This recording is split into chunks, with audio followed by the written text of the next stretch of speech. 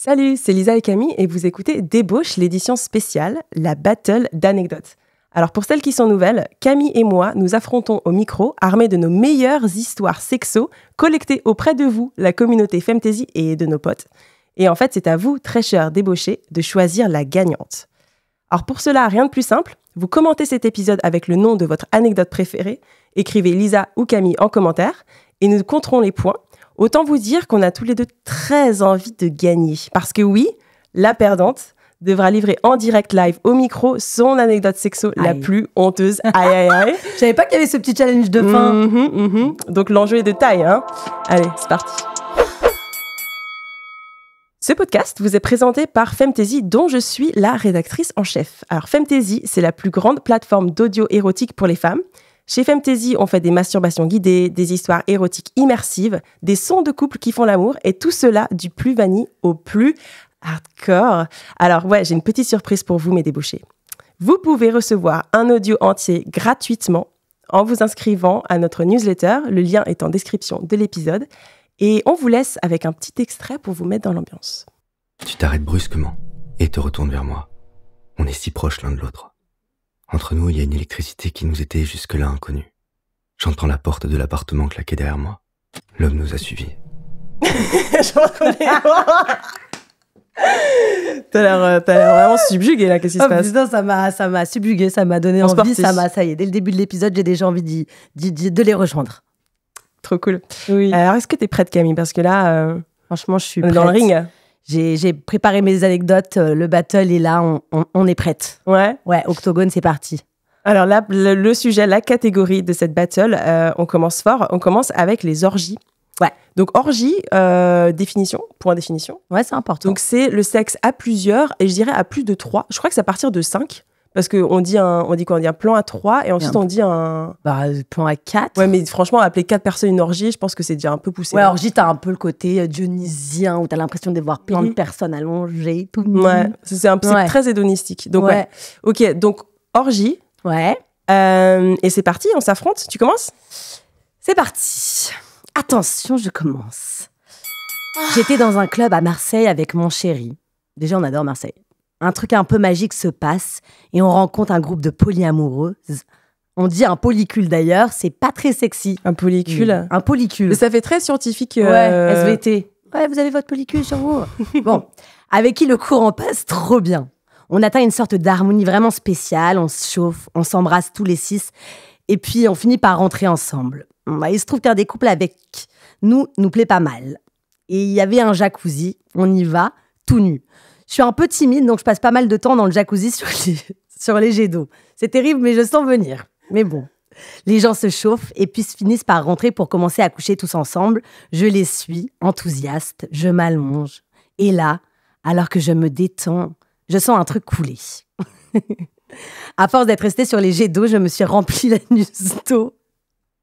La violence de l'anecdote est quand même un peu intense.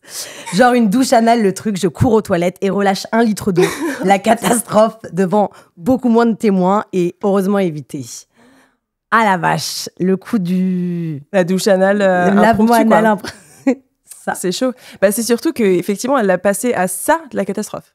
Bah, c'est-à-dire que, oui, moi j'avais vu une vidéo quand j'étais plus jeune, je me souviens je crois que c'était une jeune femme qui était allée dans un jacuzzi et qui malheureusement avait peut-être fait le coup de cette jeune femme du jet d'eau dans l'anus et s'était sortie dedans et je me sens cette vidéo, elle tournait terriblement et depuis il y avait un véritable trauma derrière d'aller dans un jacuzzi et qu'il arrive la même chose. Donc du coup, heureusement pas devant des gens, mais ça a dû être quand même un sacré moment parce que je sais que un lavement ça met très longtemps.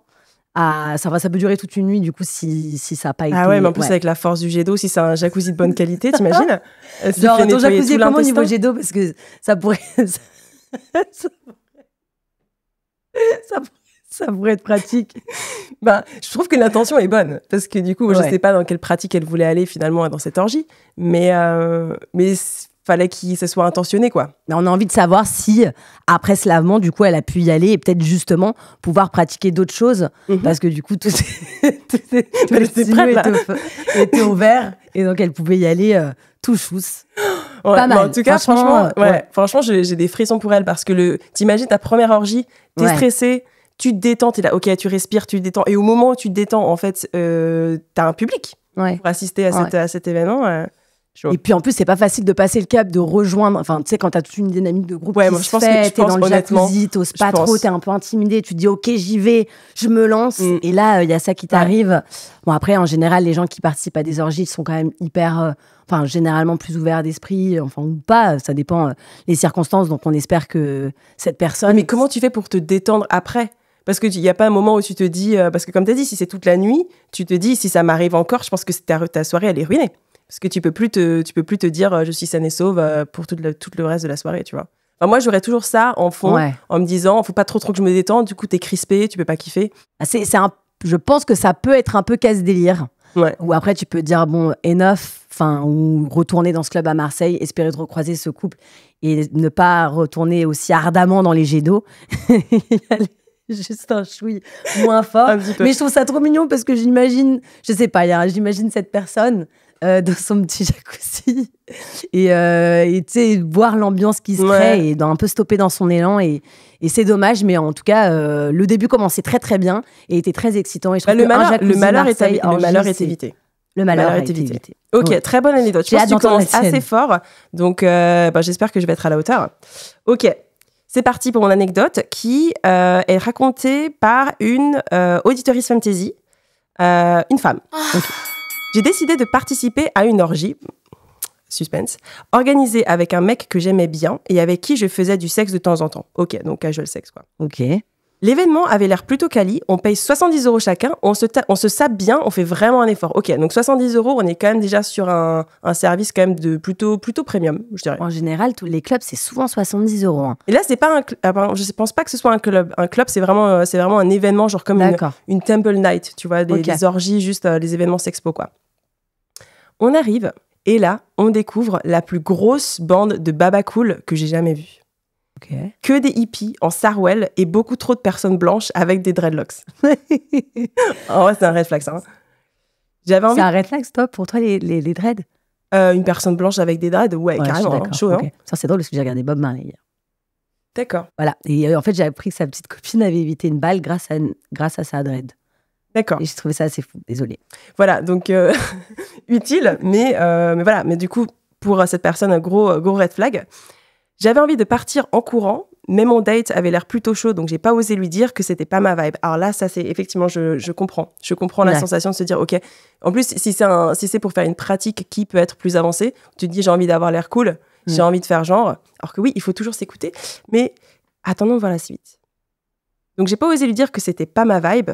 Le facilitateur est super gênant. Il met de la musique de cirque et nous dit de faire des câlins de groupe. Le Camoulox d'info là. Donc d'accord.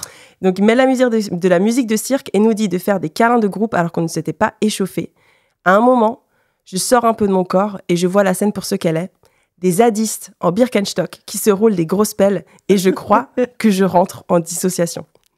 Ah la vache. Mais tu sens que t'es plus en contact avec ton corps. Quand tu me l'as décrit, il y avait un côté circassien, quoi. Le truc avec la musique de cirque. Allez, c'est parti, on va se faire des câlins, c'est parti, on peut tourner. Mais l'horreur. L'horreur. Mon Dieu. Ok, donc elle rentre en dissociation. Waouh, ok. Plus en contact avec son corps, avec ses émotions. D'accord. Oh là là. Au final, je reste avec mon date et on passe un moment plutôt mignon. Ok. Une fois que j'ai fait abstraction des autres, après coup, je découvrirai que lui aussi, il avait eu envie de fuir en voyant le groupe, donc dès le début, comme quoi, la communication. Ouais. Voilà. Et ils ont quand même persévéré et ils sont restés jusqu'au bout pour faire pour faire leurs petites affaires et kiffer tous les deux. Alors que franchement, la scène, elle a l'air de faire peur à Teco. Enfin, comment on les voit et tout. J'ai l'impression d'être rentrée en terminale. Terminale option art plat. Ouais. Et le coup de la musique de cirque, mais mon Dieu, mais fuyez. Bon, après, ils ont eu l'air. Pour 70 € pour ça, je suis pas sûre, quoi. Ok. Ouais. Du coup, on a le jacuzzi de l'enfer contre les zadistes en Birkenstock. Voilà. Vous savez ce qu'il vous reste à faire ? Vous commentez cet épisode avec le nom de votre anecdote préférée, donc zadiste versus jacuzzi, ou alors Lisa et Camille. Et puis voilà, si vous voulez recevoir votre audio fantasy gratuit, vous vous inscrivez à notre newsletter. Et puis on se retrouve la semaine prochaine pour une nouvelle battle. Allez, bisous.